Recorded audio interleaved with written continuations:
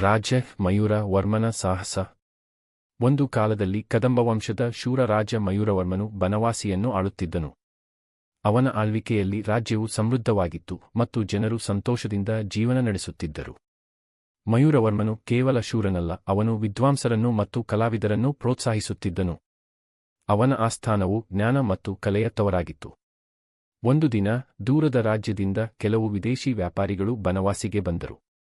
ಅವರು ವಿಚಿತ್ರವಾದ ಆಯುಧಗಳನ್ನು ಮತ್ತು ಬೆಲೆಬಾಳುವ ವಸ್ತುಗಳನ್ನು ತಂದಿದ್ದರು. ಮಯೂರವರ್ಮನು ಅವರನ್ನು ಆದರದಿಂದ ಬರಮಾಡಿಕೊಂಡನು ಮತ್ತು ಅವರೊಂದಿಗೆ ವ್ಯಾಪಾರ ಮಾಡಲು ಅನುಮತಿ ನೀಡಿದನು. ಆದರೆ ಆ ವ್ಯಾಪಾರಿಗಳು ಕೇವಲ ವ್ಯಾಪಾರಿಗಳಾಗಿರಲಿಲ್ಲ, ಅವರು ಬೇರೆ ರಾಜ್ಯದ ಚೆರರಾಗಿದ್ದರು. ಅವರು ಬನವಾಸಿಯ ಸಂಪತ್ತನ್ನು ಮತ್ತು ಸೈನ್ಯದ ಬಲವನ್ನು ಅಂದಾಜು ಮಾಡಲು ಬಂದಿದ್ದರು. ಮಯೂರವರ್ಮನ ಆತಿಥ್ಯವನ್ನು ದುರುಪಯೋಗಪಡಿಸಿಕೊಂಡು ಅವರು ರಹಸ್ಯವಾಗಿ ರಾಜ್ಯದ ನಕ್ಷೆಗಳನ್ನು ಮತ್ತು ಕೋಟೆಗಳ ದುರ್ಬಲ ಭಾಗಗಳನ್ನು ಗುರುತಿಸಿಕೊಂಡರು.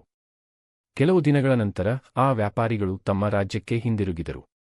ಅವರು ತಂದ ಮಾಹಿತಿಯ ಆಧಾರದ ಮೇಲೆ ಅವರ ರಾಜನು ಬನವಾಸಿಯ ಮೇಲೆ ದಾಳಿ ಮಾಡಲು ಸಿದ್ಧತೆ ನಡೆಸಿದನು. ಮಯೂರವರ್ಮನಿಗೆ ಈ ವಿಷಯ ತಿಳಿದಾಗ ಅವನು ತಕ್ಷಣವೇ ತನ್ನ ಸೈನ್ಯವನ್ನು ಸಜ್ಜುಗೊಳಿಸಿದನು. ಅವನು ಧೈರ್ಯದಿಂದ ತನ್ನ ಸೈನಿಕರನ್ನು ಮುನ್ನಡೆಸಿದನು ಮತ್ತು ಶತ್ರುಗಳನ್ನು ಎದುರಿಸಲು ಸಿದ್ಧನಾದನು. ಭೀಕರ ಯುದ್ಧ ನಡೆಯಿತು. ಮಯೂರವರ್ಮನು ಹುಲಿಯಂತೆ ಹೋರಾಡಿದನು. ಅವನ ಶೌರ್ಯವನ್ನು ಕಂಡು ಶತ್ರು ಸೈನಿಕರು ಬೆಚ್ಚಿಬಿದ್ದರು.